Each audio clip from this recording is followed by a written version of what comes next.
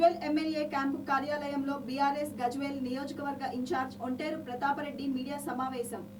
ధర్నాలు చేయాల్సి వస్తే రేవంత్ రెడ్డి ఇంటి ముందు ధర్నాలు చేయాలని గతంలో బీఆర్ఎస్ మాజీ ముఖ్యమంత్రి కేసీఆర్ గారు గజ్వేల్ డెవలప్మెంట్ కోసం 200 కోట్లను శాంక్షన్ చేశారని, దానిని కాంగ్రెస్ పార్టీ అధికారంలోకి వచ్చాక పూర్తిగా రద్దు చేశారని, పొన్నం ప్రభాకర్ గౌడ్ ఎప్పుడైనా గజ్వేల్ కి వస్తే వర్గాల్లో ఇచ్చినటువంటి వాగ్దానాల కోసం 1000 మంది రైతులతోని అడ్డుకొని తీరుతామని హెచ్చరించారు.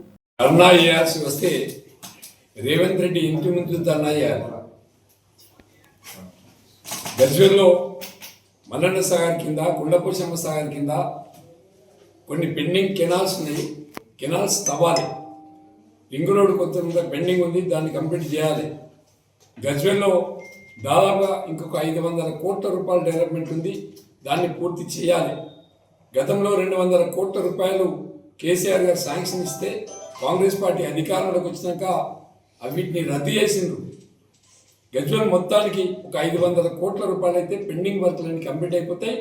గజ్వేల్లో మల్లన్న సాగర్ కింద, కుండపోచమ్మ సాగర్ కింద R&R కాలనీకి కావాల్సినటువంటి సమస్యలన్నీ పరిష్కారం కావాలంటే రేవంత్ రెడ్డి గారు కిష్టాపురంలో నిరాహార దీక్ష చేసిన రోజు 6 లక్షలు 12 లక్షలు ఇవ్వాలి, 12కి 24 ఇవ్వాలని చెప్పి మాట్లాడింది. మరి అధికారం చేపట్టి 2 సంవత్సరాలు అవుతుంది. ఇప్పటి వరకు రేవంత్ రెడ్డి గారు దీని మీద మాట్లాడి ధర్నా చేయాల్సి వస్తే రేవంత్ రెడ్డి ఇంటి ముందు ధర్నా చేయండి, పెండింగ్ వర్గుల కోసం ధర్నా చేయండి. వర్గాల్లో ఇండస్ట్రియల్ పెట్టుకున్నారు. ఇండస్ట్రియల్లో టెంట్ వేసి బీఆర్ఎస్ ప్రభుత్వం కేసీఆర్ 10 లక్షల రూపాయలు ఎకరానికి ఇచ్చిండు.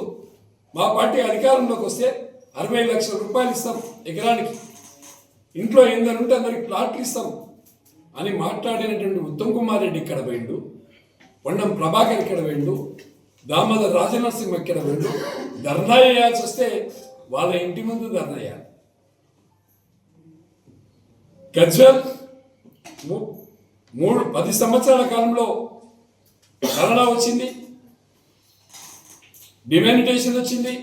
అయినప్పటికీ కూడా గజ్వేల్ని ఒక 30 సంవత్సరాల ముందుకు తీసుకెళ్ళినటువంటి ఘనత కేసీఆర్ది.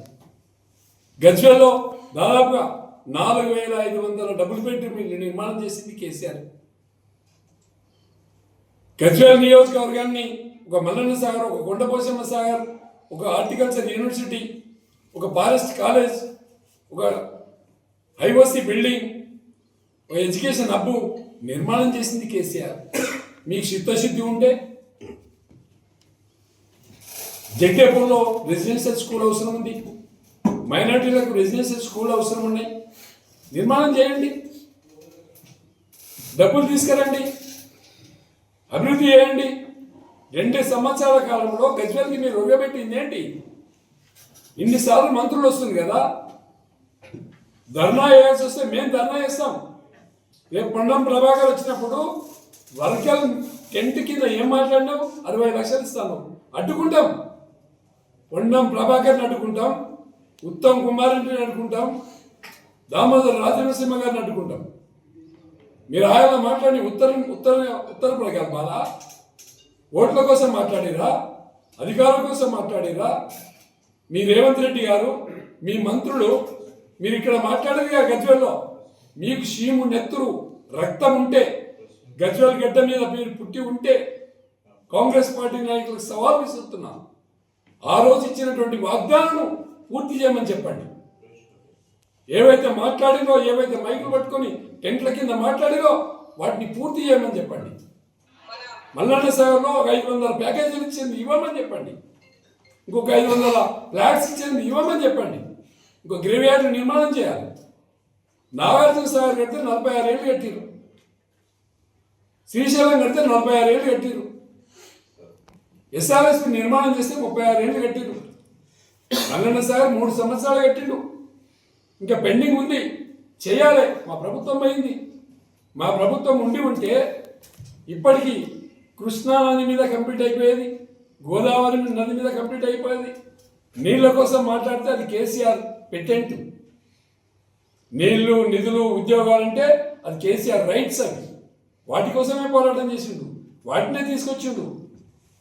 తెలంగాణ ప్రజలు మీరు చెప్పిన బ్రోకర్ మాటలు, మీరు చెప్పే బట్టెబాజు మాటలు నమ్మి మీకు ఓట్లేసి అధికారంలోకి ఇస్తే 3 లక్షల కోట్లు అప్పు తెచ్చి ఈ రాష్ట్రానికి ఉరగబెట్టింది ఏంటి? కొత్తగా స్కీములు తీసుకొచ్చిందా? ఎందుకు మీకు ఓట్లేయాలి? ఎప్పుడు ఎలక్షన్ వచ్చినా సింగిల్ డిజిట్ కూడా దక్కదు కాంగ్రెస్ పార్టీకి ఈ రాష్ట్రంలో. తెలంగాణ ప్రజలకు తెలుసు కాంగ్రెస్ ఏం చేస్తుంది, గతంలో కేసీఆర్ ఏం చేసింది. రోడ్ల మీద ధర్నా చేస్తే మా సంగతి కూడా చూపిస్తాం. మీ ప్రభాకర్ గౌడ్ ఎప్పుడు ఈ గజ్వేల్కి వచ్చిన వేల మంది రైతులతోని వర్గంలో ఇచ్చినటువంటి వాగ్దానాల కోసం అడ్డుకుంటాం, అడ్డుకొని తీరుతామని చెప్పి సందర్భంగా హెచ్చరిస్తున్నాం.